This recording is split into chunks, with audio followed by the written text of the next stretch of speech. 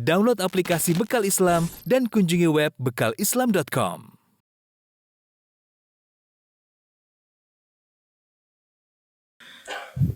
Bismillahirrahmanirrahim. Assalamualaikum warahmatullahi wabarakatuh.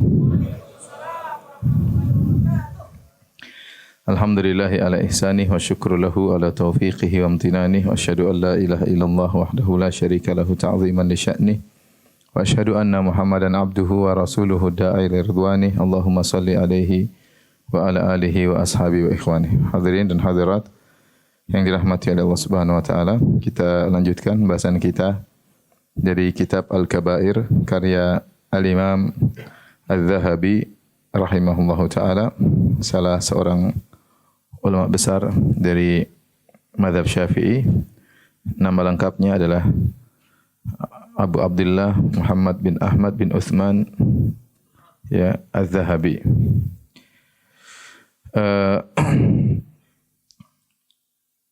Kita lanjutkan pada dosa besar yang kedua, Al-Kabirah Ats-Tsaniyah. Al-Kabirah artinya dosa besar. Al-Kabirah Ats-Tsaniyah, dosa besar yang kedua, qatlun nafs, yaitu membunuh jiwa yang diharamkan untuk dibunuh. Kemudian penulis rahimahullah membawakan dalil-dalil yang sangat banyak, baik dari Al-Quran maupun hadis-hadis Nabi. Kita akan bacakan satu demi satu ya. Yang pertama, qala Allah Ta'ala, Allah Subhanahu wa taala berfirman, "Wa may yaqtul mu'minan muta'ammidan", barang siapa yang membunuh seorang mukmin dengan sengaja, fajazauhu jahannamu khalidan fiha, maka balasannya adalah neraka jahanam, khalidan fiha, maka dia kekal di dalamnya. Wa ghadiballahu alaihi, dan Allah murka kepadanya, wa la'anahu, dan Allah melaknatnya, wa addalahu azaban azima, dan Allah menyiapkan baginya azab yang pedih ya. Ayat ini sangat tegas bagaimana bahwasanya dosa membunuh orang lain dosanya sangat besar, karena Allah mengatakan fajaza'u jahannam, balasannya jahannam. Kemudian Allah mengatakan khalidan fiha, kekal di dalamnya. Kemudian Allah mengatakan Allah murka kepadanya, dan juga Allah melaknatnya, serta Allah menyiapkan bagi dia azab yang pedih ya. Dan kita tahu bahwasanya membunuh jiwa meskipun dia bukan meskipun dia dosa besar, tapi dia tidak mengeluarkan seorang dari Islam. Tidak mengeluarkan seorang dari Islam. Terlalu banyak ayat yang lain yang menunjukkan bahwasanya pembunuhan tidak mengeluarkan seorang dari Islam. Dia dosa besar tapi tidak membuat seorang keluar dari Islam ya. Seperti firman Allah Subhanahu wa taala, "Faman ufiya lahu min akhihi syai'un", barang siapa yang setelah membunuh saudaranya, membunuh orang mukmin yang lain, kemudian dia dimaafkan oleh saudaranya dari wali sayang orang yang terbunuh. Jadi kalau seorang bunuh orang lain, kemudian dia minta maaf karena membunuh orang lain, dia dimaafkan oleh wali al-maqtul, dimaafkan oleh walinya yang terbunuh. Allah mengatakan faman ufiya lahu min akhihi, barang siapa yang dimaafkan oleh saudaranya. Allah menamakan masih apa? Saudara. Berarti saudara seiman. Jadi meskipun dosanya sangat besar, namun tidak mengeluarkan seorang dari Islam ya. Kemudian juga Allah berfirman, wa in ta'ifatani minal mu'minina qatatalu fa aslihu bainahuma. Jika ada dua kelompok yang saling perang-perangan di antara kaum mukminin, mereka saling membunuh, tapi Allah menamakan dua kelompok dari kaum apa? Mukminin. Berarti menunjukkan kalau terjadi pembunuhan, dosanya sangat besar namun tidak mengeluarkan seorang dari Islam. Karena meskipun telah saling bunuh-bunuhan, Allah masih mengatakan wa in ta'ifatani minal mu'minina qatatalu. Jika ada dua kaum mukminin, kelompok dari kaum mukminin yang saling bunuh-bunuhan, saling perang, saling membunuh di antara mereka, tetap Allah namakan mereka dengan kelompok dari kaum mukminin. Demikian juga orang yang membunuh dengan sengaja, maka di hadapan dia ya diserahkan kepada walinya, maka walinya bisa membunuh orang tersebut ya. Bisa membunuh orang tersebut, jadi dikumpulkan semua ahli warisnya, ahli waris orang yang terbunuh, kemudian kalau mereka ingin membunuh orang ini, maka orang ini harus dibunuh. Tapi kalau mereka maafkan, ya bisa dengan membayar kepada para wali sehingga tidak dibunuh. Dan Nabi SAW tidak memvonis orang tersebut sebagai orang yang kafir. Jadi intinya membunuh orang lain dosanya sangat besar, namun tidak mengeluarkan seorang dari Islam. Tetapi dalam ayat ini Allah mengatakan fajaza'uhu jahannam khalidan fiha. Balasan bagi orang yang bunuh dengan sengaja, maka dia di neraka jahanam kekal di dalamnya. Ini ayat dipegang oleh orang-orang Khawarij dan orang-orang Mu'tazilah, seperti diriwayatkan dari Amr bin Ubaid, ya, tokoh Mu'tazilah. Dia mengatakan seandainya Allah bertanya kepadaku, wahai Amr bin Ubaid, kenapa kau mengkafirkan orang yang membunuh? Aku akan katakan, ya Rabbku, sungguhnya engkau telah berfirman dalam Qur'anmu, ya, fajaza'uhu jahannamu khalidan fiha. Bahwasanya orang yang bunuh orang mukmin yang lain, maka balasnya neraka jahanam dan dia akan kekal di dalamnya. Aku akan menjawab Allah demikian. Maka ada salah seorang yang hadir membantah, ya. Dia mengatakan, Allah akan membalasmu dengan Allah berkata, bukankah aku telah berfirman dalam ayat yang lain, ya. Innahu may yusyrik billah faqad innallaha la yaghfiru ay yushraka bih wa yaghfiru ma duna dzalika lima yasha. Sungguhnya aku tidak memaafkan dosa syirik dan aku mengampuni dosa selain apa? Kesyirikan bagi yang aku kehendaki. Dari mana kau tahu bahwasanya aku tidak berkehendak memaafkan si fulan? Maka terdiamlah Amr bin Ubaid, ya. Jadi meskipun zahir daripada ayat ini menunjukkan orang yang membunuh kekal dalam neraka jahanam, namun tidak boleh kita memahami ayat dari satu sisi aja. Kita harus menggabungkan dengan dalil-dalil yang lain. Karena di antara kesalahan ahlul bid'ah dalam memahami syariat, mereka hanya memandang sebagian ayat dan meninggalkan ayat yang lain. Atau mereka hanya melihat sebagian hadis kemudian meninggalkan hadis-hadis yang lain. Adapun Ahlus Sunnah wal Jamaah tidak demikian. Ahlus Sunnah wal Jamaah mengumpulkan semua dalil kemudian dikompromikan, saling apa maksud dari ayat-ayat ini sehingga keluarlah kesimpulan yang benar, ya. Ini di antara kesalahan ahlul bidah, mereka hanya memandang pada sebagian ayat meninggalkan dalil-dalil yang lain. Itu kesalahan fatal. Seperti Mu'tazilah atau Khawarij, tatkala melihat hadis ayat ini mereka mengatakan fajaza'uhu jahannam khalidan fiha. Barang siapa membunuh orang lain maka di neraka jahanam kekal di dalamnya. Berarti kafir. Kita bilang tidak, ayat-ayat lain menunjukkan bahwasanya tidak kafir. Terus apa yang dimaksud dengan kekal di sini? Kenapa disebut kekal dalam neraka jahanam? Maka banyak penafsiran. Di antaranya dikatakan kekal di sini maksudnya jika dia menghalalkan membunuh orang lain, dia tidak merasa berdosa, ya. Karena seorang menghalalkan maksiat maka dia kafir meskipun dia tidak melakukan. Misalnya seorang dia berzina, kalau berzina dia kafir atau tidak? Tidak. Meskipun berzina satu sekali tidak kafir. Dosa besar iya, terancam neraka iya, tapi tidak kafir. Tapi meskipun dia tidak berzina tapi dia bilang zina halal, kafir. Meskipun dia tidak berzina tapi dia mengatakan zina halal, kafir. Contoh, orang minum khamar sampai teler, ya, sampai mati pun dia minum khamar, dia tidak kafir. Selama dia meyakini khamar itu apa? Haram. Tapi kalau dia mengatakan khamar adalah halal, berarti dia merubah hukum Allah.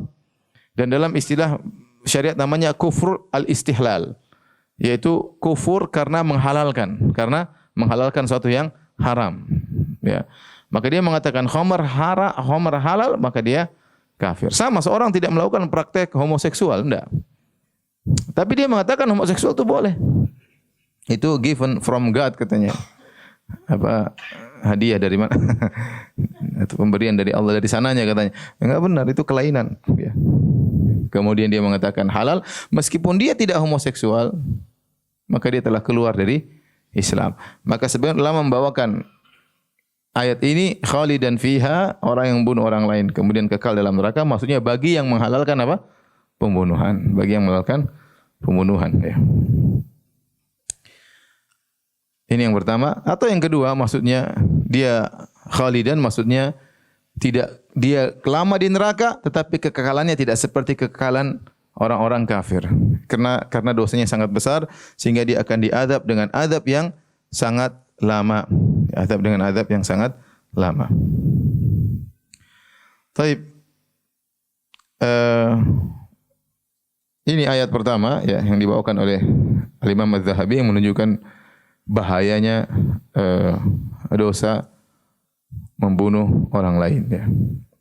Tapi ayat yang kedua kata Allah Subhanahu wa taala, "Walladzina la yad'una ma'allahi ilahan akhar wa la yaqtuluna an-nafsa allati harramallahu illa bil haqqi wa la yaznun wa may yaf'al dzalika yalqa athama yudha'af lahu al-'adzabu yaumal qiyamati wa yakhludu fihi muhana illa man taba wa aman." Dalam surat Al-Furqan. Kata Allah Subhanahu wa taala, dan orang-orang yang tidak berdoa kepada selain Allah itu orang tidak berbuat kesyirikan. Ini ciri-ciri ibadur rahman. Apa ciri-cirinya di antaranya? Mereka tidak berdoa kepada selain Allah. Wala yaqtuluna nafsa allati haramallahu illa bil haq. Mereka tidak membunuh nyawa yang diharamkan oleh Allah untuk dibunuh. Yang ketiga, wala yaznun, dan mereka tidak berzina. Ini ciri-ciri ibadur rahman, tidak berbuat syirik, tidak membunuh dan tidak berzina. Kemudian kata Allah, wa may yaf'al dzalika yalqa athama. Barang siapa melakukannya, tiga perkara ini, syirik, membunuh atau berzina, maka dia akan mendapatkan dosanya. Yudha'af lahul adzabu yaumal qiyamah, maka azab akan dilipat gandakan baginya pada hari kiamat. Wa yakhlud fihi muhana, dan dia akan kekal dalam azab tersebut dengan terhina. Illa man taba wa aman, kecuali yang taubat dan beriman. Sisi pendalilan dari ayat ini yang menunjukkan bahayanya dosa membunuh nyawa yang diharamkan oleh Allah. Di sini Allah menyebutkan tiga dosa yang sangat besar: syirik, membunuh dan berzina ya. Syirik, membunuh dan berzina, tiga dosa yang besar ya. Terlebih lagi digandingkan dengan syirik kepada Allah Subhanahu wa taala. Maka tatkala dosa membunuh jiwa yang diharamkan untuk dibunuh digandingkan dengan syirik kepada Allah, maka ini menunjukkan dosa tersebut sangat besar ya, sangat besar ya. Namun tadi kita jelaskan bahwasanya hal ini tidak mengeluarkan seorang dari Islam ya. Baik. Kemudian juga firman Allah Subhanahu wa taala, "Man qatala nafsan bighairi nafsin aw fasadin fil ardi faka'annama qatala nasa jami'a." Barang siapa yang bunuh jiwa tanpa ada hak ya, dia boleh bunuh orang tersebut kalau orang itu membunuh orang lain. Dalam Islam demikian. An-nafsu bin nafsi, jiwa dengan jiwa. Kalau orang sudah bunuh orang lain, maka dia boleh dibunuh kecuali dimaafkan oleh wali-walinya ya. Kata Allah, "Man qatala nafsan bighairi nafsin." Bagi seorang membunuh jiwa orang lain tanpa ada hak, padahal orang tersebut tidak membunuh orang lain, kemudian dia bunuh, atau fasadin fil ardi, atau kerusakan di atas muka bumi, faka'annama qatala nasa jami'a, maka seakan-akan dia telah membunuh seluruh manusia. Jadi dalam Islam membunuh itu berbahaya sampai kata Allah, seorang membunuh orang lain tanpa hak seperti dia telah membunuh seluruh manusia. Kenapa bisa demikian? Karena ya, seorang kalau sudah menghalalkan darah seorang mukmin tanpa hak, maka bagi dia manusia yang lain juga semuanya sama. Dan dia membuka jalan bagi orang lain untuk meniru perbuatannya. Maka membunuh satu orang sama seperti membunuh seluruh manusia. Dan ini menunjukkan beratnya dosa membunuh. Karena begitu dia menghalalkan darah saudaranya ya, tanpa ada hak dia sekedar bunuh, maka bagi yang dia akan mudah juga membunuh yang lainnya. Maka dianggap oleh Allah seakan-akan dia telah membunuh seluruh manusia. Ini juga dalil bahwasanya membunuh orang lain dosa yang sangat besar karena dianggap membunuh seluruh manusia. Kemudian ayat berikutnya, wa qala ta'ala, Allah berfirman, wa idzal mau'udatu su'ilat bi ayyi dzambin qutilat. Dan tatkala anak wanita yang dikuburkan hidup-hidup ditanya pada hari kiamat, bi ayyi dzambin qutilat, dengan sebab apa dia dibunuh. Ini Allah menyebutkan tentang sikap sebagian orang jahiliyah yang mereka membunuh anak perempuan hidup-hidup. Bahwasanya anak perempuan yang dibunuh hidup-hidup tersebut dikubur hidup-hidup. Al-mau'udah artinya dikubur hidup-hidup, maka akan ditanya pada hari kiamat, bi ayyi dzambin qutilat, dengan sebab apa dia dibunuh. Tidak ada dosanya, tidak ada dosanya. Masih kecil kemudian dikubur hidup-hidup. Dan ini juga isyarat bahwasanya membunuh itu bertingkat-tingkat. Membunuh dosanya bertingkat-tingkat ya. Di antara dosa membunuh yang paling besar adalah membunuh kerabat. Membunuh kerabat seperti membunuh anak sendiri atau membunuh orang tua. Ini di antara menunjukkan tidak sama dengan membunuh yang lainnya, tidak sama dengan membunuh yang lainnya. Seorang bunuh anaknya sendiri yang harusnya dia sayang kepada anaknya, harusnya dia merawat anaknya, malah dia dia bunuh. Ini dosanya tidak sama dengan bunuh orang lain. Sama jika seorang bunuh orang tuanya, yang harusnya dia hormat kepada orang tuanya, harusnya dia nurut kepada orang tuanya, dia malah bunuh orang tuanya, yang gara-gara orang tuanya punya jasa sehingga dia muncul di atas muka bumi, ternyata dia bunuh, makin dosanya tidak sama seperti membunuh yang lain. Ya, sama kata para ulama, membunuh seorang yang punya jasa besar kepada kita juga dosanya sangat besar. Di antaranya dosa paling besar adalah membunuh para nabi. Membunuh para nabi. Nabi tersebut datang untuk menyampaikan hidayah, untuk menjelaskan kebenaran, kemudian dibunuh nabi tersebut. Ya. Dan ini kebiasaan orang-orang Yahudi, wa qatla'uhumul anbiya, mereka hobinya membunuh para nabi. Ayat ini mengisyaratkan bahwasanya membunuh pun bertingkat-tingkat. Tidak sama satu dengan yang lainnya, meskipun semuanya dosa besar, tapi tingkat dosanya berbeda-beda. Di antara pembunuhan yang paling berbahaya adalah menguburkan hidup-hidup anak perempuan. Ini sudah pernah kita sampaikan dalam kajian-kajian sebelumnya. Ini kebiasaan orang jahiliyah. Mereka tidak suka kalau punya anak perempuan. Ya. Mereka tidak suka kalau punya anak perempuan. Kata Allah Subhanahu Wa Taala, "Wa idza busyira ahaduhum bil untha dhalla wajhuhu muswaddan wa huwa kadhim yatawara minal qawmi min su'i ma busyira bihi. Ayumsiku ala hunin am yadussuhu fit turab sa'a ma yahkumun." Ala sa'a ma yahkumun. Kata Allah Subhanahu Wa Taala, jika salah seorang dari mereka dikabarkan punya anak perempuan, maka wajah mereka pun hitam, jengkel, marah. Yatawara minal qaumi min su'i ma busyira bihi, maka dia pun sembunyi, enggak pengin tetangga tahu kalau punya anak perempuan. Malu punya anak perempuan. Pikiran dia cuma dua, ayumsikuhu ala hunin am yadussu fi turab. Apakah dia tahan dulu anaknya dibunuh belakangan atau langsung dia kuburkan hidup-hidup sekarang? Cuma dua pilihannya. Dibunuh nanti atau dibunuh sekarang. Ala sa'a ma yahkumun, sungguh buruk apa yang mereka putuskan. Sungguh buruk apa yang mereka putuskan. Kenapa? Karena punya anak perempuan adalah kehinaan bagi mereka. Orang Arab dahulu, mereka bangga kalau memiliki pasukan yang banyak karena mereka hidup dalam peperangan, pertikaian antara kabilah satu dengan kabilah yang lain, antara keluarga satu dengan keluarga yang lain, bangga-banggaan.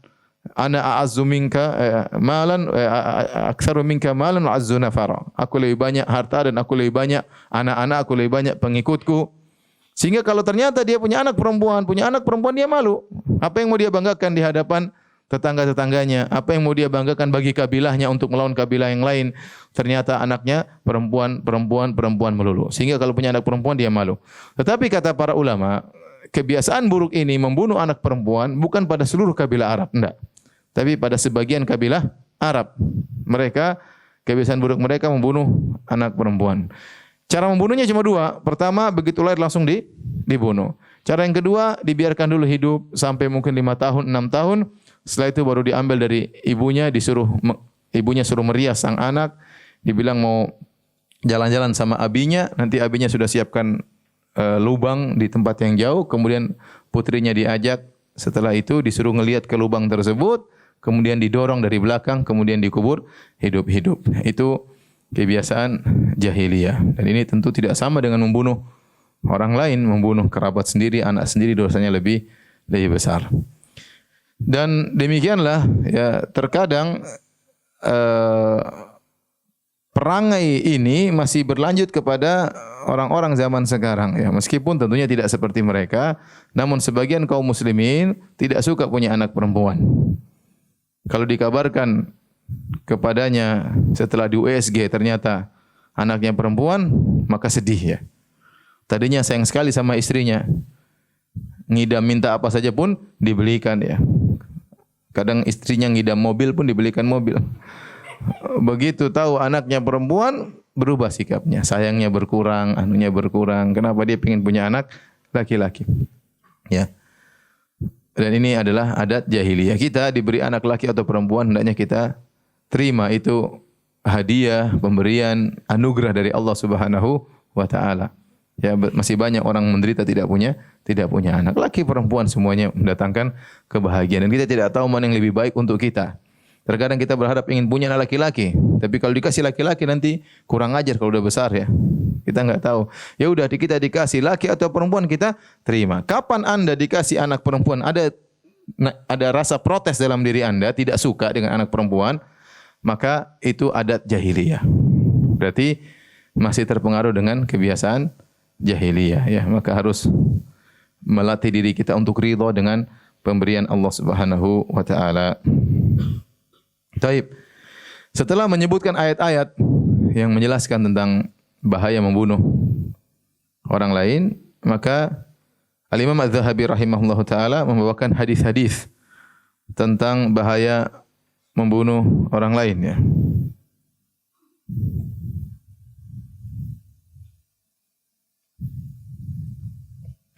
Hadis yang pertama, wa qala Nabi sallallahu alaihi wasallam, Rasulullah SAW bersabda, "Ijtanibu sab'al mubiqat." Jauhilah 7 dosa yang membinasakan. Jauhilah 7 dosa yang membinasakan. Ini sudah pernah kita sebutkan ya. Yang ternyata menyebutkan sihir, syirik, sihir, membunuh, makan riba, makan harta anak yatim, ya, kemudian lari dari medan pertempuran. Di antaranya 7 perkara yang membinasakan tersebut adalah membunuh jiwa. Membunuh jiwa yang diharamkan untuk dibunuh. Tatkala Nabi mengkhususkan 7 perkara yang berbahaya, di antaranya adalah membunuh jiwa, ini berarti dosa besar di antara dosa-dosa besar. Kita sebutkan dosa besar sekitar 70-an ya. Sekitar 70 kurang lebih. Di antaranya yang paling besar 7 ini. 7 ini yang paling besar, yaitu syirik, kemudian sihir, kemudian membunuh jiwa yang diharamkan oleh Allah Subhanahu wa taala, kemudian makan riba, makan harta anak yatim ya. Lari dari medan pertempuran ya, zina ya. Itu dosa-dosa yang sangat berbahaya.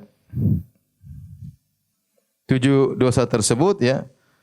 Waktu Nabi berkata, jauhilah 7 dosa besar yang membinasakan. Qalu ya Rasulullah wa ma hunna? Apa saja? Kata Nabi sallallahu alaihi wasallam, asyirku billah. Pertama syirik, yang kedua wasihru, sihir. Yang ketiga wa qatlun nafsil lati harramallahu illa bil haq, membunuh jiwa ya yang dilarang untuk dibunuh. Yang keempat wa aklu riba. Yang kelima wa aklu malil yatim, makan harta anak yatim. Yang keenam wa tawalli yaumaz zahfi, kabur tatkala di medan pertempuran. Kaum muslimin sedang bertempur, tahu-tahu dia kabur karena ketakutan. Yang ketujuh wa qadhful muhsanatil mu'minatil ghafilat, membunuh wanita-wanita mukminah dengan menuduh wanita-wanita mukminah dengan tuduhan zina. Enggak boleh, itu juga dosa yang berbahaya ya. Menuduh dia berzina padahal dia wanita baik-baik. Dia bahkan tidak pernah berpikir untuk berzina, tahu-tahu dituduh sebagai wanita yang berzina. Inilah 7 dosa besar. Di antaranya Nabi sebutkan urutan yang ketiga adalah membunuh jiwa yang diharamkan untuk dibunuh. Taib yang ke-9. Wa qala alaihi salatu wassalam, berkata Rasulullah sallallahu alaihi wasallam, wa qad su'ila ayyu dzambi a'zam. Nabi pernah ditanya, dosa apa yang paling besar? Maka Nabi berkata, anta ja'ala lillahi niddan wa huwa khalaqak. Yang paling besar adalah syirik. Engkau mengambil tandingan bagi Allah untuk disembah, untuk diibadahi, padahal yang ciptakan engkau adalah Allah sendirian. Wa huwa khalaqak. Kalau seandainya Allah menciptakan, mau minta bantuan yang lain, maka yang lain tersebut berhak untuk disembah juga. Ya atau tidak?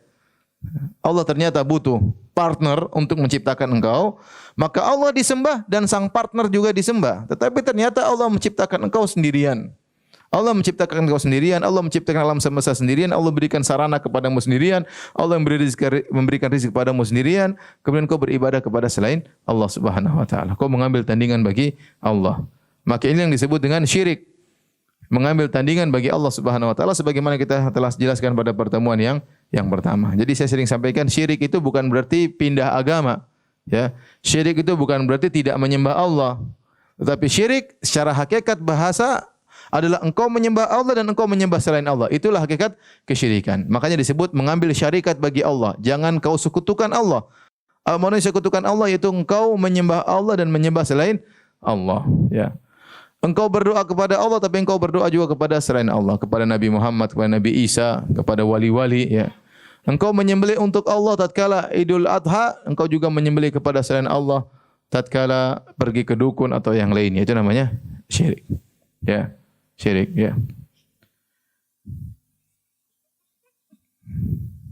Kemudian ditanya, "Tsumma ayun?" Kemudian dosa apa lagi ya? Dosa apa lagi? Sebagian orang ya bertanya, "Ya Ustaz, kenapa syirik begitu parah?" Ya. Padahal apa sih kenapa syirik dianggap besar oleh Allah Subhanahu wa taala? Ya jawabannya mudah, bahwasanya syirik berkaitan dengan hak Allah Subhanahu wa taala. Dosa-dosa yang lain, membunuh, berzina, merampok, itu berkaitan dengan hak manusia. Ya, tetapi kalau syirik, hak Allah yang tidak boleh kau langgar. Hak Allah yang tidak boleh kau langgar. Gambaran, saya sering kasih gambaran sederhana. Ya misalnya kau punya anak,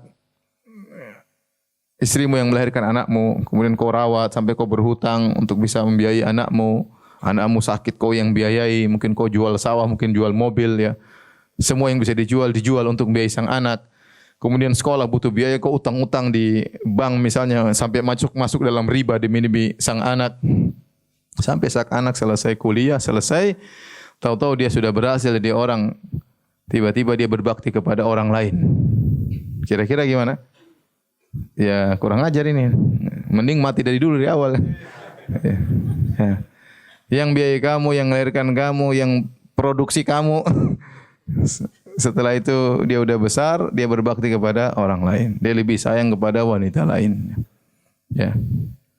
Tidak usah jauh-jauh. Sekarang misalnya menikah, seorang laki menikah dengan seorang wanita. Dia punya ibu, dia punya mertua. Terkadang dia mensikapi mertua sama saja dengan sang ibu. Ibu kalau tahu marah atau tidak? Marah. Jangan samakan aku dengan ibu mertuamu. Ya, iya. Aku ini ibu asli, ibu mertua. Bukan ibu asli. Yang mengandungmu adalah aku. Yang menyusuimu adalah aku. Ya. Kau berasal dari sel telurku. Bagaimana kau berbakti sama ibu mertua disamakan dengan aku? Ibu mertua bisa ditambah. Kalau ibu kandung tidak bisa. Ini padahal maka pasti ibu kandung marah lah. Ya ini walillahil matsalul a'la. Allah lebih utama ya. Yang menciptakan engkau Allah sendiri. Kemudian tiba-tiba kau memberikan ketundukan kepada selain Allah Subhanahu wa taala. Ya, enggak boleh ya. Enggak boleh. Sama seorang nikah dengan seorang wanita, dia sudah bayar semua maharnya, semua hartanya, maintenance-nya, semua ke salon semua, dari kurus jadi gemuk, semua dikasih duit semua. Tahu-tahu dia sudah cantik, sudah seksi, tahu-tahu dia selingkuh sama laki-laki lain. Jengkel atau tidak? Jengkel, ente yang biaya dia jadi cantik dulu, kurus kerempeng miskin. Terus dia selingkuh sama orang ya. Jadi Allah Subhanahu wa taala menciptakan kita semua sendirian, yang berrezeki kita sendirian ya. Allah yang semuanya Allah yang kasih. Tahu-tahu dia beribadah kepada selain Allah. Maka inilah illah sebab kenapa dosa syirik sangat besar. Makanya Nabi mengatakan waktu ditanya, ayu dzambi a'zam, dosa apa yang paling besar? Kata Nabi, anta ja'ala lillahi niddan wa huwa khalaqak. Engkau mengambil tandingan bagi Allah, engkau mengambil sekutu bagi Allah, padahal dia sendiri yang menciptakanmu. Tsumma ayyun, kemudian dosa apa lagi? Qala, kata Nabi sallallahu alaihi wasallam, antaqtula waladaka khasyata an yut'ama ma'ak. Engkau membunuh anakmu, kau khawatir dia ikut makan denganmu. Artinya dia membunuh anaknya, khawatir anaknya mengambil jatah rezekinya. Wah, kalau punya anak repot nanti. Kita saja gaji cuma sekian sebulan, kalau punya anak lagi gimana nanti ini? Ya. Belum babysitternya, belum ininya. Dia takut anak ini mengambil jatah rezekinya, maka dia bunuh anak tersebut. Ini di antara sebab juga kenapa dahulu orang jahiliyah mereka membunuh anaknya, khawatir anaknya ikut makan bersama dia. Artinya mengurangi jatah rezekinya. Makanya Allah tegur dalam Al-Quran, kata Allah Subhanahu wa taala, wala taqtulu auladakum khasyata imlaq. Nahnu narzuquhum wa iyyakum. Kata Allah, janganlah kalian membunuh anak-anak kalian karena takut miskin. Sungguhnya kami yang memberi rezeki kepada anak-anak kalian dan kami memberi rezeki kepada kalian. Anak-anak sudah punya jatah rezeki, kalian juga sudah punya jatah rezeki. Enggak usah khawatir ya. Masing-masing sudah ada jatah rezekinya. Sang anak tidak akan mengambil jatah bapaknya. Ya. Sang anak tidak akan mengambil jatah ibunya, masing-masing sudah ada rezekinya. Allah atur. Maka kata Allah, nahnu narzuquhum wa iyyakum. Kami yang telah memberi rezeki kepada mereka dan telah memberi rezeki kepada kalian. Ini masalah iman, ya. Oleh karenanya aneh ada seorang membunuh anaknya gara-gara takut kemiskinan. Ya, dan ini termasuk dosa paling besar karena dia membunuh kerabatnya. Anak itu harusnya disayang, anak itu punya hak untuk dilembuti, untuk dirawat, malah dia bunuh anak tersebut. Kemudian summa ayu, kemudian dosa apa lagi? Kata Nabi sallallahu alaihi wasallam, antuzaniya halilata jarik, kau berzina dengan istri tetanggamu, ya. kau berzina dengan istri tetanggamu. Ya, ini pernah kita bahas juga bahwasanya tetangga memiliki hak tersendiri. Ya, harusnya kita malah menjaga tetangga.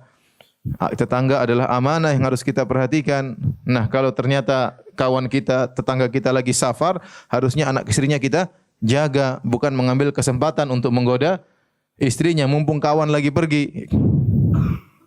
Ini dosanya bukan seperti zina biasa, dia zina kelas kakap ya. Karena berzina dengan orang yang harusnya dia jaga. Berzina dengan orang yang harusnya dia jaga ya.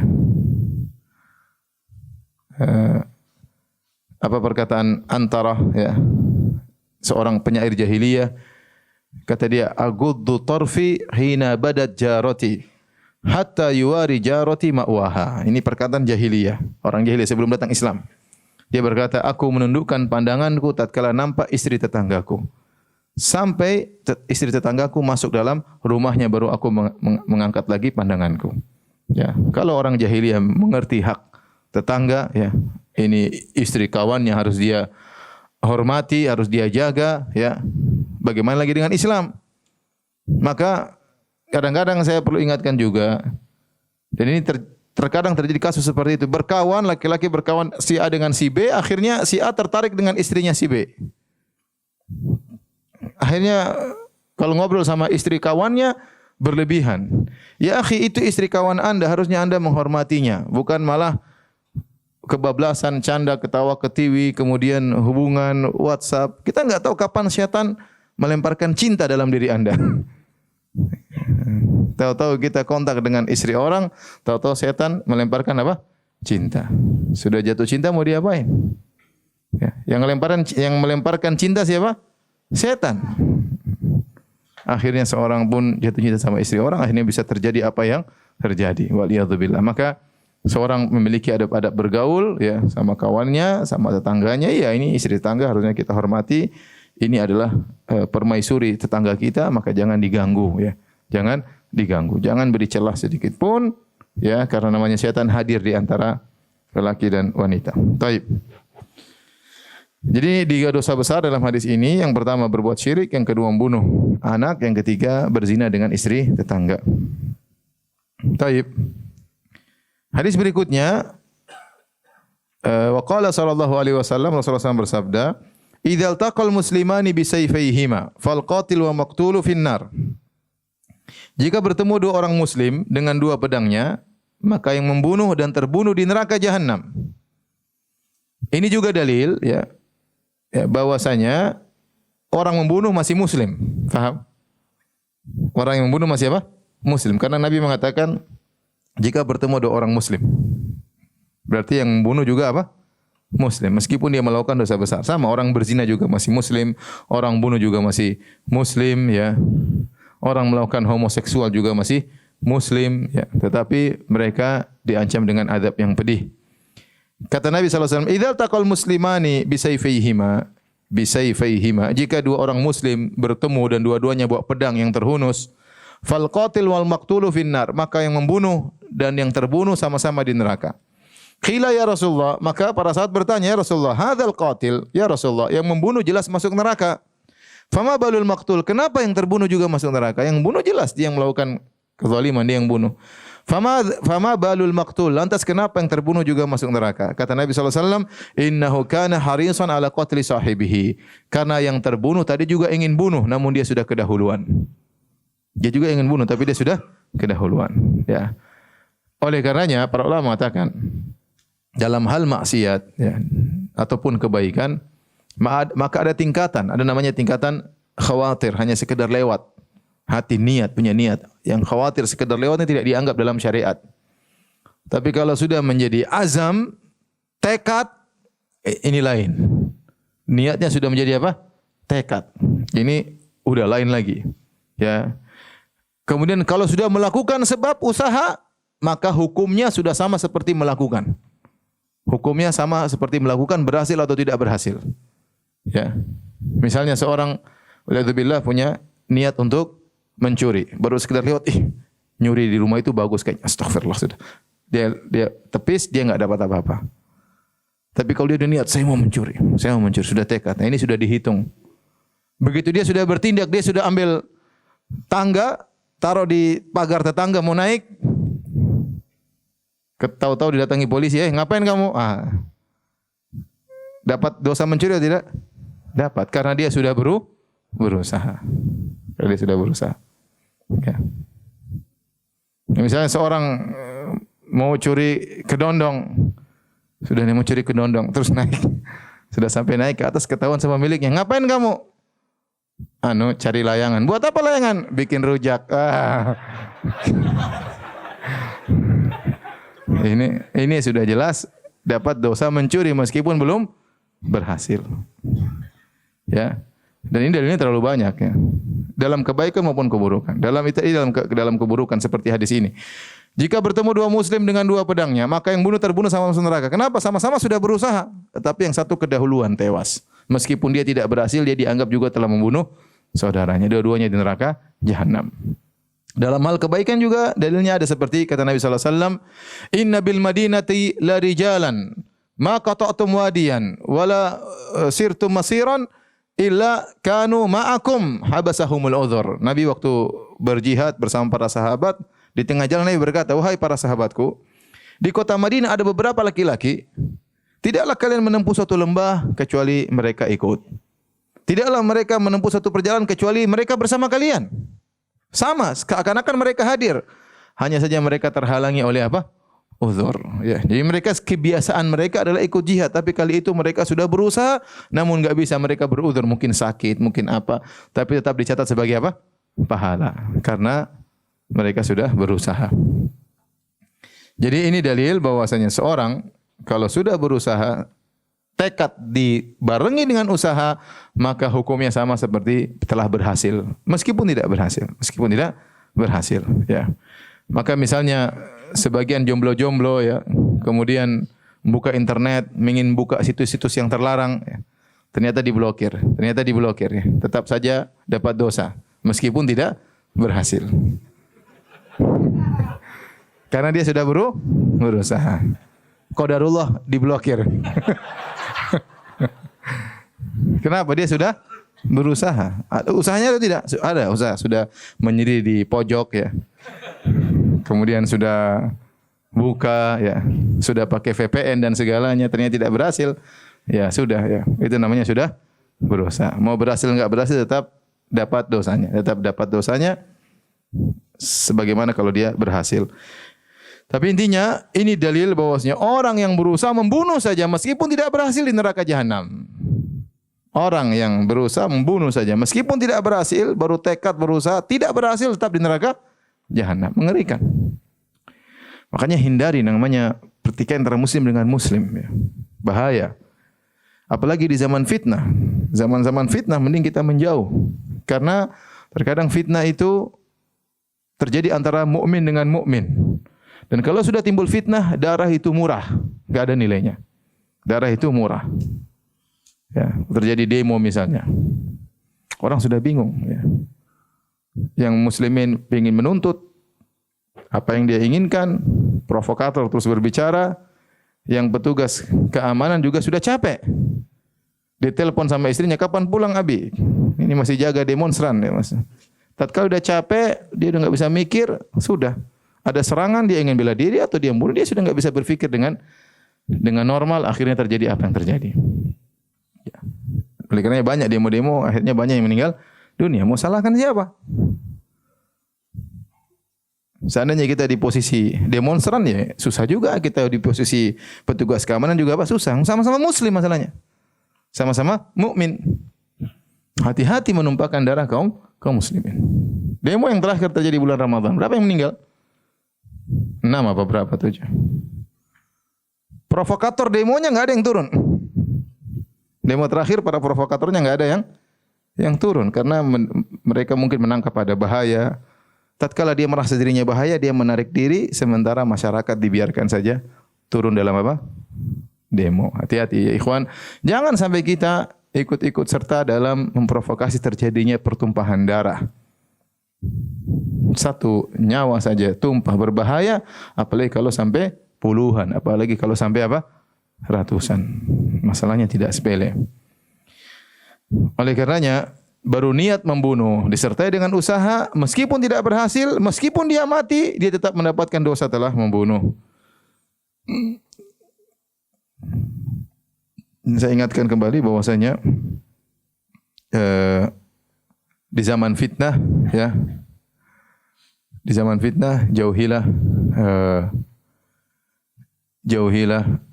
medan fitnah, jangan sampai kita nimbrung dalam hal tersebut, ya. Dalam hadis Rasulullah SAW menjelaskan jika terjadi fitnah, kun ya Abdullah maktulan wala takun qatilan. Jadilah engkau hamba yang terbunuh, jangan sampai kau menjadi hamba yang membunuh. Mending kita datangi orang dibunuh orang daripada kita membunuh orang. Akan terjadi fitnah, kita enggak tahu kenapa kita dibunuh dan kenapa kita membunuh. Dan itu terjadi, ikut-ikutan, enggak tahu, atau diajak orang ini apa, ikut sana, ikut sini, enggak tahu kenapa saya harus membunuh. Yang dibunuh pun tidak tahu kenapa saya harus dibunuh. Sekarang fitnah, seperti saya punya kawan dari Libya, dokter. Saya ketemu dia, saya bilang, ya akhi, nanti enggak pulang. Kata dia, Firanda, saya pulang bagaimana? Fitnah sekarang di Libya. Saya pulang bisa jadi saya dibunuh dan saya tidak tahu kenapa saya dibunuh. Dan itu terjadi, banyak orang tahu-tahu ditembak, dia tidak tahu salahnya apa. Karena sudah fitnah, nyawa itu apa? Murah. Nyawa itu murah. Tidak ada yang bisa mengontrol dirinya. Maka jauhilah dari segala fitnah yang bisa menimbulkan pertumpahan darah. Karena masalah darah bukan masalah sepele. Baik, kita lanjutkan hadis nomor 11. Wa qala sallallahu alaihi wasallam, Rasulullah SAW bersabda, la yazalul mar'u fi fushatin fi dinihi ma lam yatanadda bidamin haram. Dalam riwayat malam yusib daman haraman, yaitu selalu seorang dalam kelonggaran dalam agamanya. Dalam kelonggaran dalam agama, istilahnya dia bisa mendapatkan rahmat dari Allah, mudah mendapatkan ampunan Allah, mudah diampuni oleh Allah Subhanahu wa taala. Malam yatanadda bidamin haram, selama dia tidak menyentuh basahnya darah yang haram. Ya, karena orang biasa membunuh, biasanya kecipratan darah orang yang dia bunuh, ya. Kata Nabi, selama dia tidak menumpahkan darah yang haram, selama dia tidak mengenai darah yang haram, selama dia tidak memegang basahnya darah yang haram, maka dia masih dalam kelonggaran dalam agamanya. Mudah diampuni oleh Allah, mudah dirahmati oleh Allah Subhanahu wa taala. Tapi kalau dia sudah menumpahkan darah, ini sulit. Sulit. Bukan berarti dia tidak bisa dimaafkan, tapi sulit. Sulit dimaafkan, sulit mendapatkan rahmat. Kenapa ikhwan? Ya. Jadi Ibnul Qayyim rahimahullahu taala menyebutkan orang yang pembunuh berkaitan dengan dia 3 hak, ya.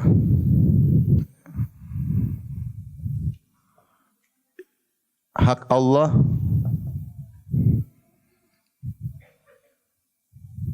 saya mau tulis karena papan tulis sudah disediakan, kan? Enggak enak enggak dipakai. Hak Allah, kemudian hak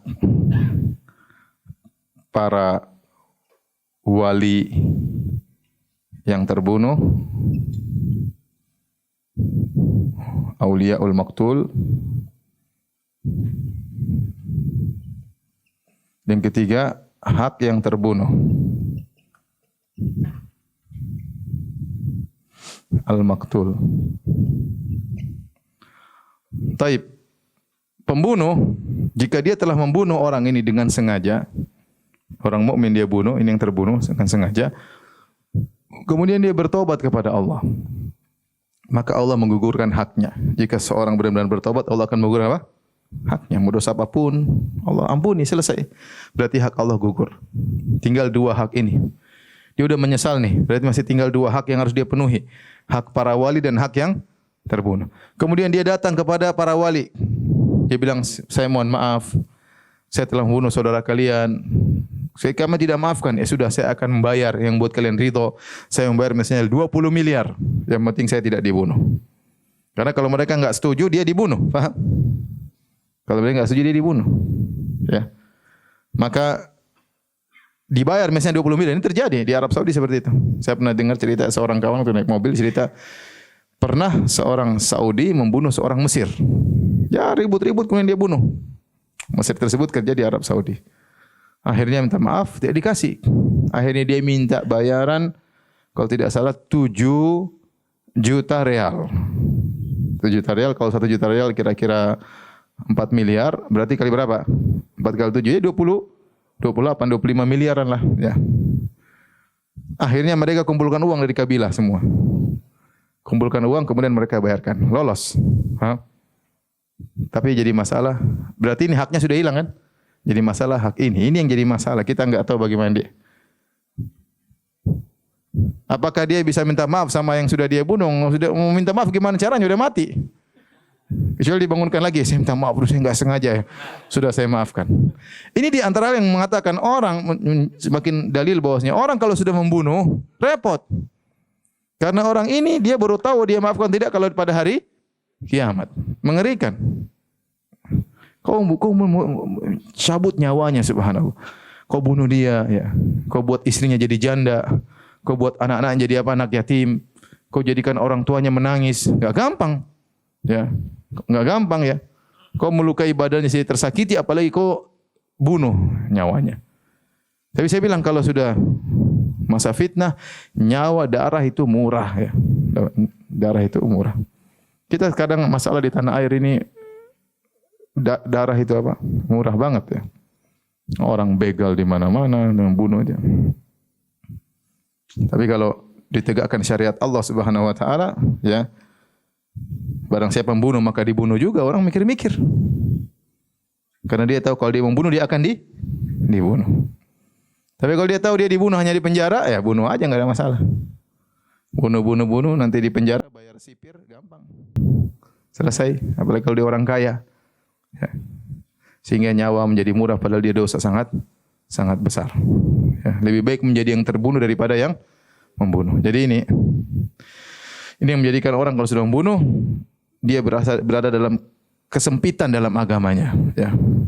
Tetapi kata Ibnu Qayyim rahimahullah taala, seandainya dia benar-benar pembunuh, benar-benar bertobat kepada Allah, menyesali, benar-benar dia tobat, maka pada hari kiamat hak yang terbunuh tidak akan dihilangkan oleh Allah, tapi Allah yang bayarkan.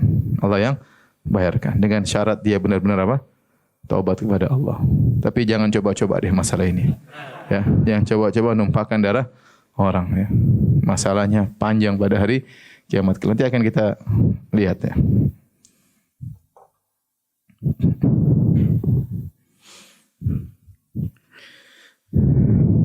Sabda Nabi SAW, senantiasa seorang dalam kelapangan dalam agamanya selama tidak menyentuh basahnya darah yang haram. Maksudnya ya kebiasaan orang ini namanya kharaja makhrajal ghalib, kebiasaan orang kalau membunuh apalagi zaman dahulu pasti kecipratan apa? Darahnya. Namun meskipun membunuh tanpa kecipratan darah, menembak dari jauh misalnya, memanah dari jauh, maka tetap hukumnya sama ya, tetap hukumnya sama. Baik, hadis berikutnya waqala sallallahu alaihi wasallam, Rasulullah SAW bersabda, la tarji'u ba'di kuffaran yadribu ba'dukum riqaba ba'd. Janganlah kalian kembali menjadi orang-orang kafir. Kenapa? Sebagian kalian memenggal kepala yang lainnya. Di sini Nabi SAW mengatakan jangan kalian kembali kafir setelahku dengan memenggal leher sebagian kepala yang lain ya. Jadi ini dalil bahwasanya membunuh disebut dengan kafir. Tetapi kata para ulama, kafir di sini adalah kufur asghar. Kufur apa? Asghar. Jadi saya sudah katakan kita caranya harus mengkompromikan semua dalil ya. Dalil menunjukkan bahwasanya orang bunuh orang lain selama dia tidak menghalalkan perbuatan tersebut dia masih muslim. Hanya saja Nabi menamakan dia dengan kafir tapi kufur asghar bukan kufur akbar. Kalau kufur akbar mengeluarkan dari Islam, kufur asghar menunjukkan dia dosa besar namun tidak mengeluarkan dari Islam. Tapi tatkala Nabi menamakan itu dengan kekufuran, maka itu menunjukkan dosa tersebut sangat besar. Ya. Sama seperti sabda Nabi SAW, sibabul muslim fusukun wa qitaluhu kufrun. Mencaci maki orang muslim adalah kefasikan dan membunuhnya, memeranginya adalah kekufuran. Kekufuran sini juga kufur apa? Asghar, ya. Bukan kufur akbar. Taib. Hadis ke-14, hadis ke-13 dari waqala Bashir bin Muhajir an Ibni Buraidah an abihi. Anna Nabi sallallahu alaihi wasallam qala, dari Nabi sallallahu alaihi wasallam beliau bersabda, la qatlu mu'minin a'dhamu indallahi min zawalid dunya. Bayangkan, terbunuhnya seorang mukmin lebih besar di sisi Allah daripada hilangnya dunia ini. Daripada hilangnya dunia ini, ya. Dan ini benar, seorang mukmin yang dia beribadah kepada Allah, yang dia beriman mentauhidkan Allah Subhanahu wa taala, ini besar di sisi Allah orang ini. Ya. Di antara bentuk bahwasanya Allah mengagungkan seorang mukmin, ya makanya Allah utus Rasul kepadanya agar dia beribadah kepada Allah. Allah turunkan Al-Quran agar dia beribadah kepada Allah Subhanahu wa taala. Allah hidupkan dia, Allah berikan dia kenikmatan agar dia bisa sujud, agar dia bisa salat. Tahu-tahu dia dibunuh. Allah ciptakan dunia untuk dia bisa beribadah kepada Allah Subhanahu wa taala. Kata Allah, khalaqtul jinna wal insa illa liya'budun. Tidaklah aku ciptakan jin dan manusia kecuali untuk beribadah. Allah ciptakan semua sarana alam semesta ini agar ada makhluk-makhluk Allah yang beribadah kepada Allah. Tahu-tahu dia dibunuh. Maka kata Allah, hilangnya dunia dan seisinya lebih ringan daripada terbunuhnya darah seorang, tertumpahnya darah seorang mukmin. Maka hati-hati, jangan sampai kita membunuh seorang apa? Mukmin. Ya. Bahkan dalam hadis waktu Nabi melihat Ka'bah, Nabi mengatakan, ma a'zama hurmataki, ya, betapa agung kehormatan engkau wahai Ka'bah, tetapi seorang mukmin lebih agung daripada engkau wahai Ka'bah, ya, seorang mukmin lebih agung daripada engkau wahai Ka'bah.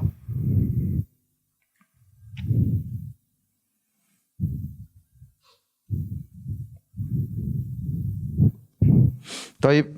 Yang ke-14, wa qala alaihi salatu wassalam, la yazalul mar'u fi fushatin min dinihi ma lam yusib daman haraman. Ini dalam lafal yang lain tadi sama.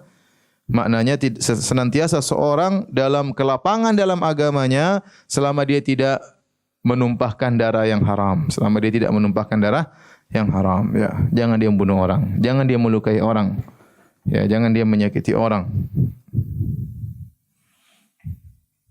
Hadis berikutnya, wa qala alaihi salatu wassalam, Nabi SAW bersabda, awwalu ma yuqdha bainan nasi fid dima. Yang pertama kali disidang oleh Allah pada hari kiamat adalah masalah darah. Masalah darah, itu masalah pembunuhan, ya, masalah pembunuhan. Nanti pada hari kiamat kelak, yang pertama kali Allah sidang banyak. Jadi dunia ini kan banyak sekali pertikaian, banyak masalah duit, masalah tanah, bertikai masalah apa? Tanah, masalah perusahaan, ya. Banyak permasalahan kita bertikai. Tapi yang pertama kali disidang oleh Allah adalah masalah darah, masalah pembunuhan. Yang terbunuh nanti membawa yang membunuh. Dia gandeng bawa ke depan Allah, dia mengatakan, "Ya Rabbi, hadza qad qatalani." Ya Rabbku, si fulan ini bunuh saya di dunia. Allah sidang hari itu. Ini yang pertama kali Allah sidang. Adapun hadis, ya, Allah awwalu ma yuhasabu bihil abdu min amalihi salat. Yang pertama kali Allah hisab pada hari kiamat dari amal seorang hamba adalah salat. Itu berkaitan antara seorang dengan hak Allah. Yang pertama dihisab adalah apa? Salat. Tapi kalau berkaitan antara hak manusia dengan yang lainnya, maka yang pertama kali dihisab adalah masalah darah, masalah pembunuhan. Dan ini menunjukkan ini perkara sangat besar. Dosanya bukan dosa sepele. Ya.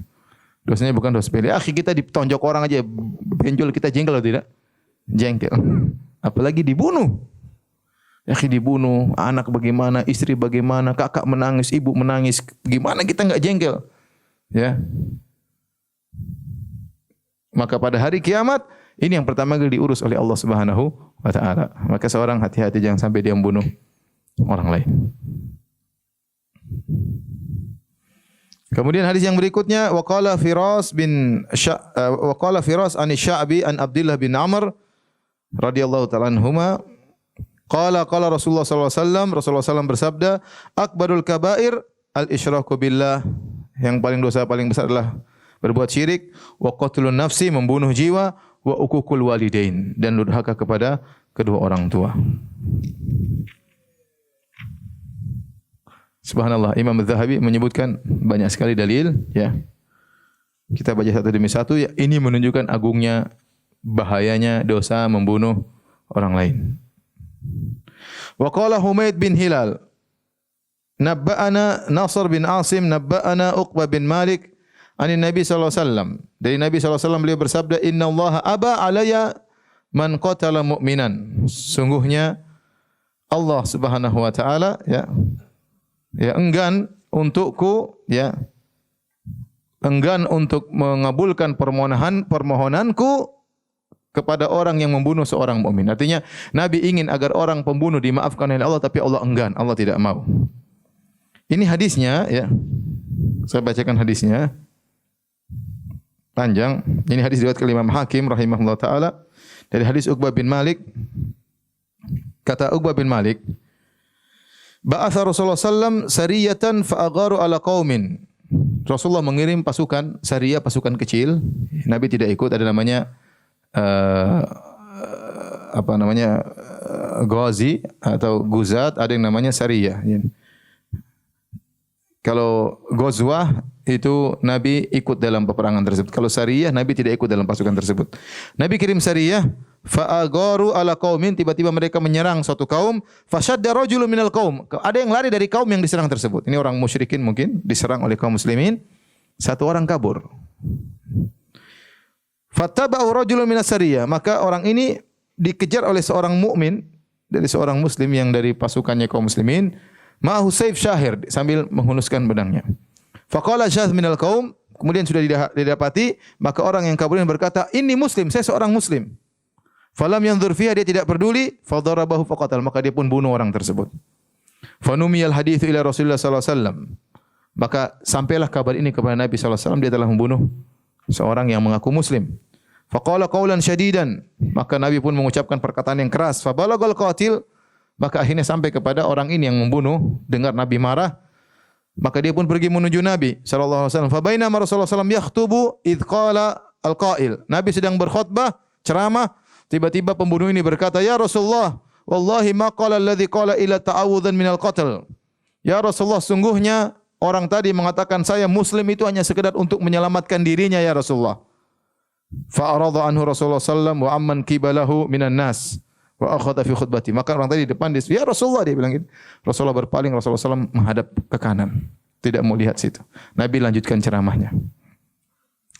Orang pembunuh tadi pun pergi ke arah Nabi sallallahu alaihi wasallam.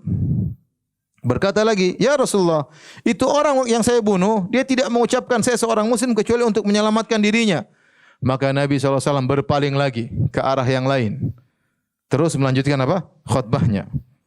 Orang ini ngejar lagi Nabi, ke arah Nabi berarah. Kemudian sampai yang ketiga, dia berkata, "Ya Rasulullah, sungguhnya orang yang saya bunuh tersebut, dia hanya mengucapkan saya muslim untuk menyelamatkan dirinya." Maka Rasulullah SAW pun menghadap orang tersebut. Kemudian terlihat kejengkelan dalam wajah Nabi sallallahu alaihi wasallam.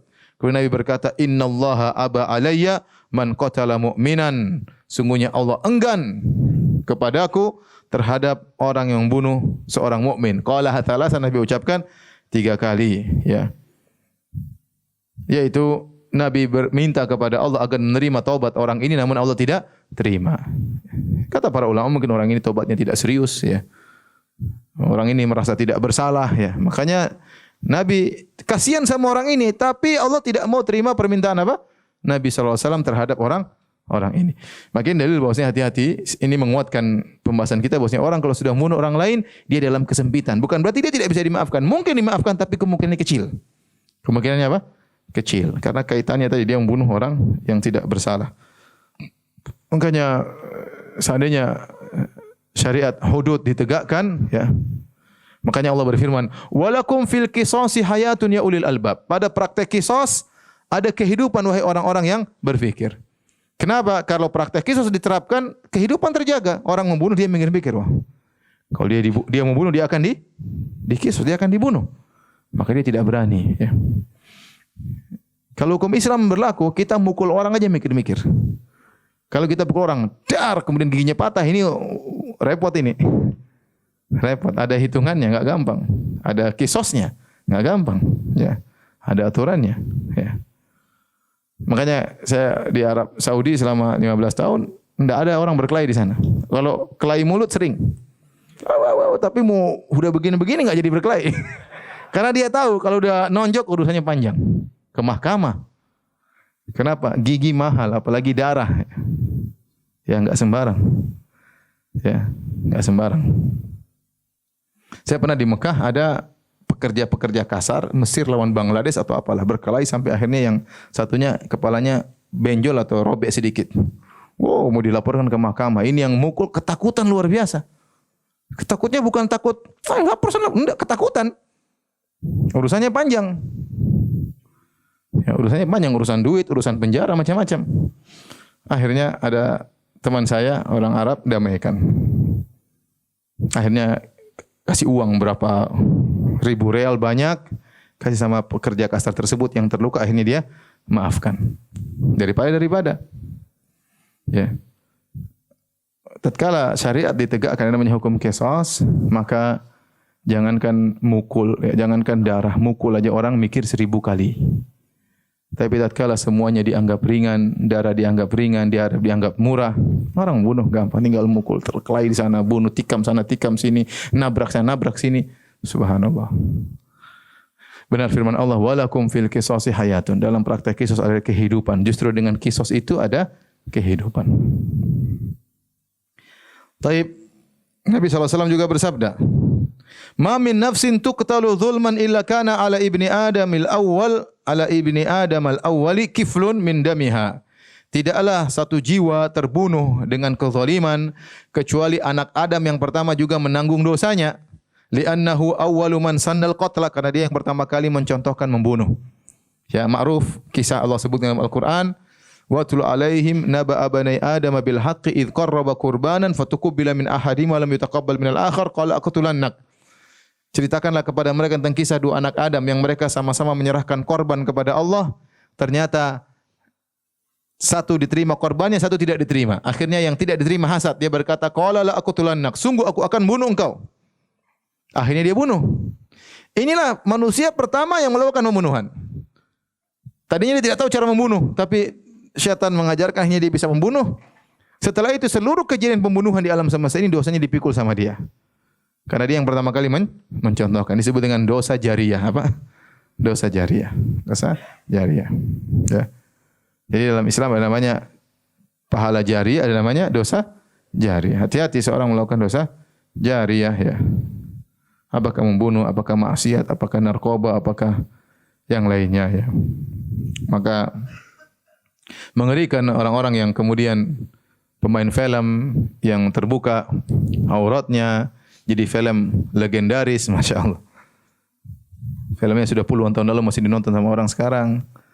Atau pemusik yang mengajarkan musik-musik yang hukumnya haram, kemudian jadi lagu legendaris. Waduh, repot juga. Dia udah meninggal, masih orang menikmati musik-musik tersebut, maksiat jalan terus ya. Itu namanya dosa jariyah.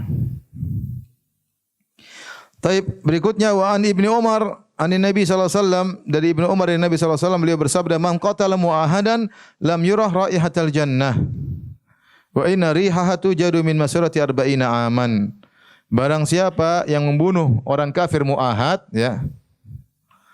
Orang kafir ada 4 model ya.